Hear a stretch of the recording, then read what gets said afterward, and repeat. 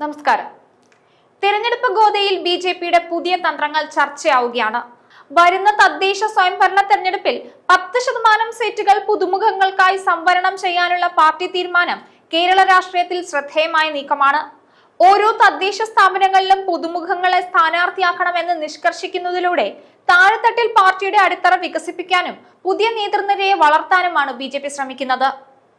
എല്ലാ രാഷ്ട്രീയ പാർട്ടികളും യുവജനങ്ങൾക്ക് പ്രാധാന്യം നൽകാറുണ്ടെങ്കിലും ഇതുവരെ മത്സര രംഗത്ത് വരാത്തവരെ പരിഗണിക്കുക എന്ന ബി.ജെ.പിയുടെ നിലപാട് വേറിട്ട് നിൽക്കുന്ന ഒന്നാണ്.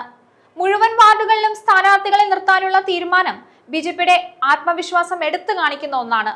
ഓരോ വാർഡുകളിലും ജനസ്വാധീനമുള്ള വ്യക്തികളെ കണ്ടെത്തി സ്ഥാനാർത്ഥിയാക്കുന്നതിലൂടെ വ്യക്തിഗത സ്വാധീനം വോട്ടാക്കി മാറ്റാനും കൂടുതൽ ആളുകളെ പാർട്ടിയുമായി സഹകരിപ്പിക്കാനും സാധിക്കുമെന്നാണ് ബി.ജെ.പി കരുതുന്നത്. ഈ നീക്കത്തിലൂടെ സംഘടനാ സംവിധാനം വിപുലമാക്കാനും വോട്ടർമാരുമായി നേരിട്ടുള്ള ബന്ധം സ്ഥാപിക്കാനുമൊക്കെയാണ് ബി.ജെ.പി ഉന്നം വെക്കുന്നത്.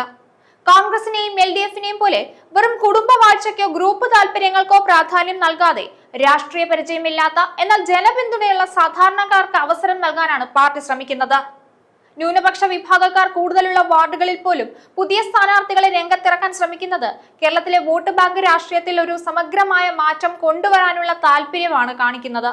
സംസ്ഥാനത്ത് 15,000 വാർഡുകളിൽ വിജയം നേടുക എന്ന വലിയ ലക്ഷ്യവുമായിട്ടാണ് ബി.ജെ.പി മുന്നോട്ട് പോകുന്നത്. പ്രധാന നഗരസഭകളിൽ അധികാരം പിടിച്ചെടുക്കുക എന്നതാണ് ബി.ജെ.പിയുടെ മറ്റൊരു ലക്ഷ്യം. തിരുവനന്തപുരം, തൃശൂർ എന്നീ കോർപ്പറേഷനുകൾ ലക്ഷ്യം വെക്കുന്നതിലൂടെ നഗരകേന്ദ്രങ്ങളിലെ തങ്ങളുടെ രാഷ്ട്രീയ ശക്തി അരക്കെട്ടുറപ്പിക്കാൻ ബി.ജെ.പിക്ക് സാധിക്കും. കൂടാതെ 35ഓളം മുനിസിപ്പാലിറ്റികളിൽ തങ്ങളുടെ കരുത്ത് തെളിയിക്കാനും വിജയം കൈവരിക്കാനും ഒക്കെ ബി.ജെ.പി ശക്തമായി പ്രവർത്തിക്കുന്നുണ്ട്.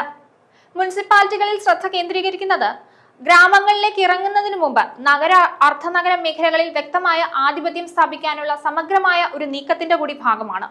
ഈ തന്ത്രത്തിലൂടെ ത്രിതല പഞ്ചായത്ത് സംവിധാനത്തിൽ തങ്ങൾക്ക് നിർണായകമായ സ്വാധീനം ഉണ്ടെന്ന് തെളിയിക്കാനും പാർട്ടി ശ്രമിക്കുന്നുണ്ട്.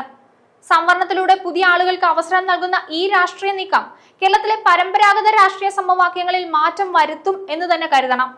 യുവത്വത്തിനും പുതുമയ്ക്കും പ്രാധാന്യം നൽകിക്കൊണ്ടുള്ള ബി.ജെ.പിയുടെ ഈ തന്ത്രം സംസ്ഥാന രാഷ്ട്രീയത്തിൽ എത്രത്തോളം ചലനം സൃഷ്ടിക്കുമെന്ന് വരും ദിവസങ്ങളിൽ മനസ്സിലാവും. പ്രാദേശിക തലത്തിൽ ശക്തമായ സ്വാധീനം ഉറപ്പിക്കാനുള്ള തീവ്ര ശ്രമത്തിലാണ് പാർട്ടി ഓരോ കാര്യങ്ങളും ചെയ്യുന്നത്. ബി.ജെ.പിയുടെ ഇത്തരത്തിലുള്ള നീക്കങ്ങളും പുതിയ തീരുമാനങ്ങളുമെല്ലാം എൽ.ഡി.എഫിനും കോൺഗ്രസിനും ഒരു വെല്ലുവിളിയായി മാറും. യുവാക്കൾക്കും കഴിവുള്ളവർക്കും മതിയായ അവസരം നൽകുന്നതിൽ ഇരു മുന്നണികളും പിന്നോട്ട് പോകുന്നതായി ബി.ജെ.പി ശക്തമായി തന്നെ വിമർശിക്കുന്നുണ്ട്. മുതിർന്ന നേതാക്കളുടെ ഇഷ്ടക്കാർക്ക് സീറ്റ് നൽകുന്ന പരമ്പരാഗത രീതിയിൽ നിന്നും മാറി ജനസമ്മതിയുള്ള വ്യക്തികളെ കണ്ടെത്തി മത്സരിപ്പിക്കാനുള്ള ബി.ജെ.പിയുടെ ശ്രമം പരമ്പരാഗത വോട്ട് ബാങ്കുകളിൽ വിള്ളൽ ഉണ്ടാക്കാൻ സാധിക്കും. പ്രാദേശിക പ്രശ്നങ്ങൾ ഉയർത്തിക്കാട്ടിയും കേന്ദ്ര സർക്കാർ നടപ്പാക്കുന്ന വികസന പദ്ധതികൾ ജനങ്ങളിലേക്ക് എത്തിച്ചും സോഷ്യൽ മീഡിയയിലൂടെയുള്ള സജീവമായ പ്രചാരണ തന്ത്രങ്ങൾ മെനഞ്ഞുമൊക്കെയാണ് ബി.ജെ.പി ഇത്തവണ തെരഞ്ഞെടുപ്പിനെ നേരിടുന്നത്. കോൺഗ്രസിന്റെയും എൽ.ഡി.എഫിന്റെയും ഭരണപരാജയങ്ങൾ ഉയർത്തിക്കാട്ടി ഒരു മാറ്റത്തിനുള്ള ആഹ്വാനം നൽകാനാണ് പാർട്ടി ഉദ്ദേശിക്കുന്നത്. തദ്ദേശ സ്വയംഭരണ തെരഞ്ഞെടുപ്പിനെ ബി.ജെ.പി സമീപിക്കുന്നത് തികച്ചും പ്രൊഫഷണൽ രീതിയിൽ തന്നെയാണ്. നിലവിലെ ഭരണകക്ഷിയായ എൽ.ഡി.എഫ് നേരിടുന്ന അഴിമതി ആരോപണങ്ങളെയും വികസന മുരടിപ്പിനെയും ശക്തമായി വിമർശിച്ചുകൊണ്ടാണ് പാർട്ടി മുന്നോട്ട് പോകുന്നത്. അതോടൊപ്പം കോൺഗ്രസ് നേതൃത്വം നൽകുന്ന യു.ഡി.എഫ് സംസ്ഥാന തലത്തിൽ പോലും ഐക്യമില്ലാതെ ദുർബലമായി നിലകൊള്ളുന്നത് ബി.ജെ.പിക്ക് ഗുണകരമാകും. ഗ്രൂപ്പ് പോരുകളും വ്യക്തിഗത താല്പര്യങ്ങളുമാണ് കോൺഗ്രസിനെ മുന്നോട്ട് നയിക്കുന്നതെങ്കിൽ ബി.ജെ.പി ഇവിടെ സംഘടനാപരമായ ഐക്യവും കൃത്യമായ ലക്ഷ്യവുമായിട്ടാണ് മുന്നോട്ട് പോകുന്നത്. ബി.ജെ.പിയുടെ പുതുമുഖ സ്ഥാനാർത്ഥികളെ കണ്ടെത്താനുള്ള ശ്രമം രാഷ്ട്രീയത്തിലെ പുതിയ കാലം എന്ന സന്ദേശം ജനങ്ങളിലേക്ക് എത്തിക്കാനുള്ള ഒരു തന്ത്രമാണ്. എന്തായാലും ഈ പുതുമുഖ തന്ത്രം മറ്റു രണ്ട് മുന്നണികളിലെ അസംതൃപ്തരായ യുവജനങ്ങളെ ആകർഷിക്കാൻ സാധ്യതയുണ്ട്. തദ്ദേശ സ്ഥാപനങ്ങളിൽ വിജയിച്ച് കയറുന്നതിലൂടെ സംസ്ഥാന നിയമസഭയിലേക്കുള്ള തങ്ങളുടെ വഴി എളുപ്പമാക്കാനുള്ള ദീർഘവീക്ഷണത്തോടു കൂടിയാണ് ബി.ജെ.പി മുന്നോട്ട് വരുന്നത്.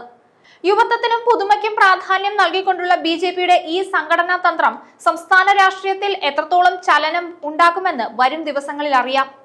ഓരോ ദിവസവും പുതിയ പുതിയ തന്ത്രങ്ങളും സംഘടനാപരമായ പ്രവർത്തനങ്ങളും ഒക്കെയായിട്ടാണ് ബി.ജെ.പി മുന്നോട്ട് പോകുന്നത്. സംവരണത്തിലൂടെ പുതിയ ആളുകൾക്ക് അവസരം നൽകുന്ന ഈ രാഷ്ട്രീയത്തിലെ നീക്കം കേരളത്തിലെ പരമ്പരാഗത രാഷ്ട്രീയ സമവാക്യങ്ങളിൽ മാറ്റം വരുത്തുമോ എന്നാണ് കേരള രാഷ്ട്രീയം ഉറ്റുനോക്കുന്നത്. ന്യൂസ് ഡെസ്ക് ഈനാട് മലയാളം.